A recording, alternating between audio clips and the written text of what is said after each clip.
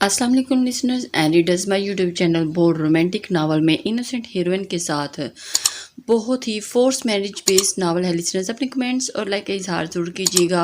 Novel दिल ने तुम्हें चुन लिया। जी तो चलते हैं आज के सेकंड एपिसोड की जानिब।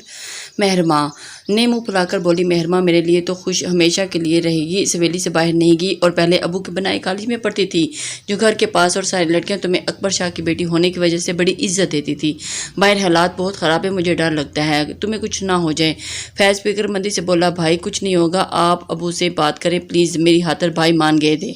मान जाए ना, वो हांसी होकर बोली, अच्छा ठीक है, रोना मत, मैं अबू से बात करता हूँ, तुम्हारी भाभी और तोसीब को देख लूँगा वरना नाराज़ हो जाएगी। वो दोनों बहन भाई हंसने लगे।